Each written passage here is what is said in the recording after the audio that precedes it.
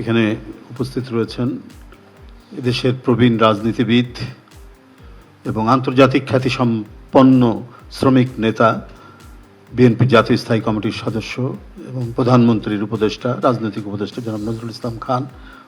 উপস্থিত রয়েছেন আমার পাশে জাতীয় স্থায়ী কমিটির সদস্য বিএনপির এবং প্রধানমন্ত্রীর আরেকজন উপদেষ্টা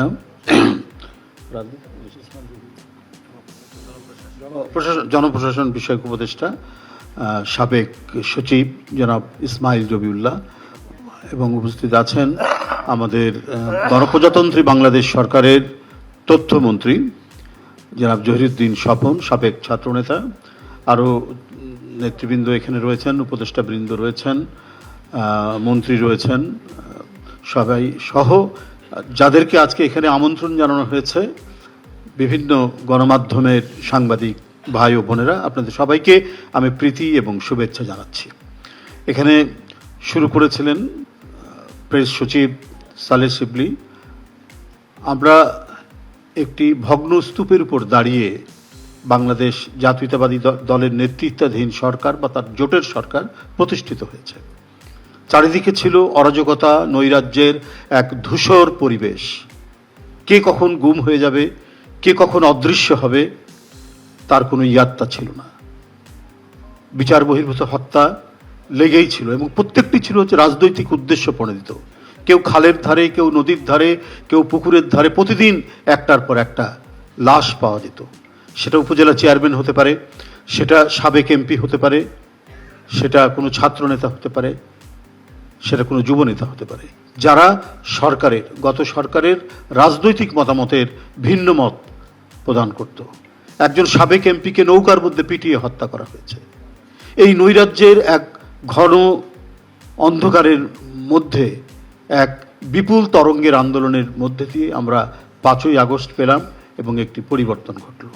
কিন্তু যে লিগ্যাসি, যেটা যে ধারাবাহিকতা অর্থনৈতিক ক্ষেত্রে এবং অন্যান্য ক্ষেত্রে, সেটা তো রাতারাতি নির্মাণ করা এবং পুনর্গঠন করা সম্ভব হয় না।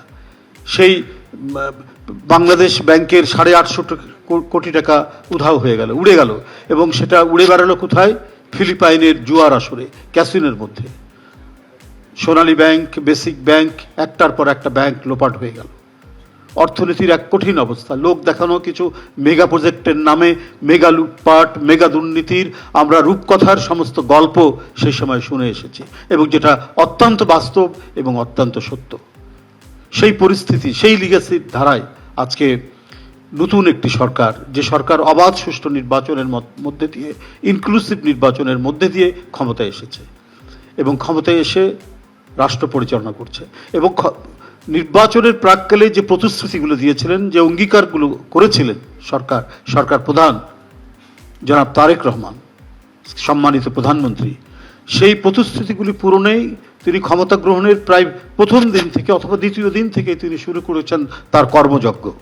আপনি ফ্যামিলি কার্ড বলুন, আপনি কৃষক কার্ড বলুন, আপনি খাল খনন বলুন, আপনি বৃক্ষরোপণ বলুন, নানাবিধ কর্মকাণ্ডের মধ্যে দিয়ে তিনি যে এই প্রতিশ্রুতিগুলো যেটা দিয়েছিলেন, সেই কর্মকাণ্ডগুলো তিনি অব্যাহত রেখেছেন।